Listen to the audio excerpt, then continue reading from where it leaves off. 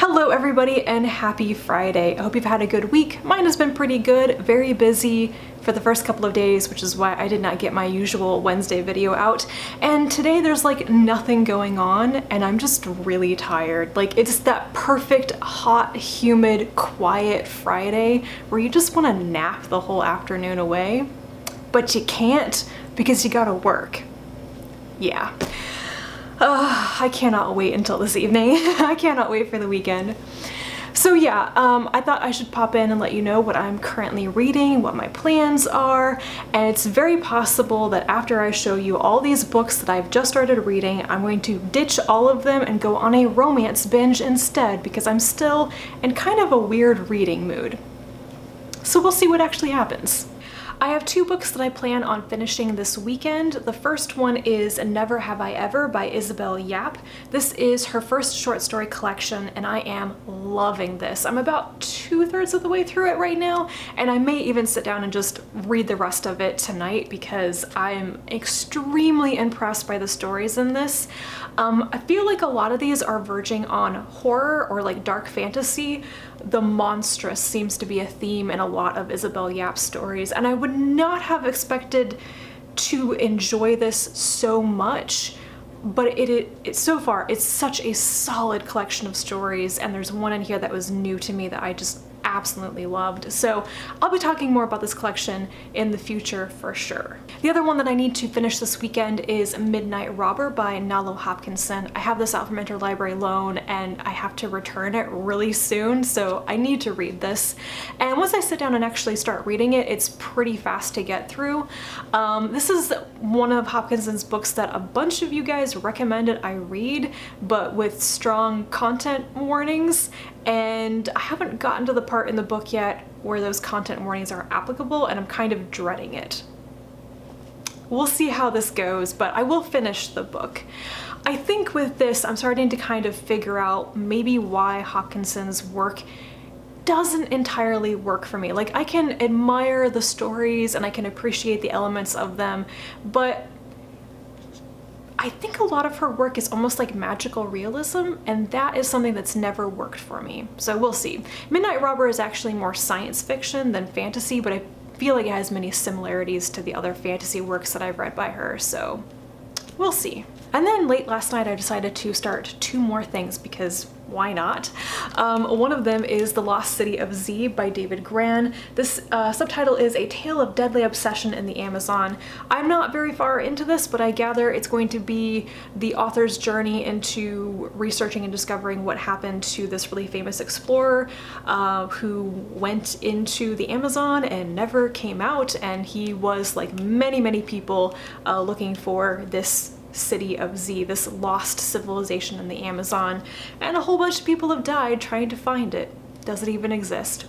I'm going to be reading this and talking about it with some friends. We plan on watching the movie version as well, so I need to get a move on and read this in time for our discussion. And yeah, I really don't know what to expect of this, but it's kind of up my alley anyway. Mysteries, archaeology, exploration, why not? And the other book that I started is Sanditon by Jane Austen. This, I think, very recently came out in the Penguin English Library edition, which is why I bought it. But it's not just Sanditon. It begins with Lady Susan, and then it has the Watsons, and then the fragments of Sanditon. So this is kind of like a collection of her short stuff or fragments or unfinished stories. So I got it because I was particularly interested in reading what there is of Sanditon. I really liked the TV series, and yeah, I know they made everything up in the TV series. There wasn't enough material, but anyway, so yeah, I am currently reading Lady Susan, the first piece in this. It's a reread for me because I read Lady Susan like 15 years ago. It's never been particularly memorable to me, but I think I will understand it more this time than when I was like 16 years old. So yeah, it should be a pretty quick read. It's a very slim collection. I'm also listening to two audiobooks right now. One of them is Chatter by Ethan Cross. This is a nonfiction book about the voice we all have inside of our heads, that kind of internal conversation we're constantly having with ourselves, and how that works and how it can get out of control and contribute to things like mental illness and stuff. It's an interesting topic for me, especially because I'm one of those people who has an extremely strong internal chatter voice in my head, and I'm one of those people who like talks to myself all the time, like in my head, but also like aloud. And it is a big part of my anxiety. So I thought this would be interesting to read about like the actual like scientific research into that and what the experts have to say about it. So I'm not very far into this one either, but I think it's gonna be a pretty short listen. And I also have the audiobook of Garters and Gargoyles by Nancy Warren. This is the 10th book, I think, in the Vampire Knitting Club series. This is the supernatural cozy mystery series that I've been kind of just raving about. It's like the perfect comfort listen.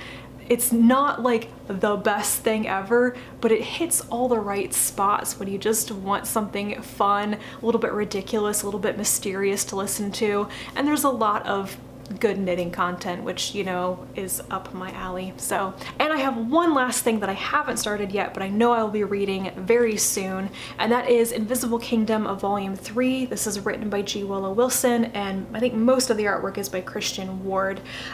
This is my current auto-buy comic series. I'm trying to not buy a ton of comics and stuff, but I have to get this one.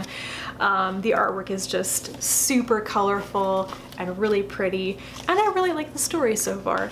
So yeah, I picked this up recently and need to read it. Yeah, that's a good stack of stuff. I should probably stop there. I've got other things I want to read too. Oh, and Translate-a-thon is starting next week. I already have my TBR up for that. Just too many things to read, never enough time. I feel like I should take a vacation just so I can read things. Which may not be a bad idea because I have zero plans for this summer because of the continuing weirdness of the world right now. So yeah. Anyway, that is enough rambling from me. Let me know what you are up to this weekend. Leave me a comment down below. Thank you so much for watching, and I'll be back to talk to you again soon. And until then, bye.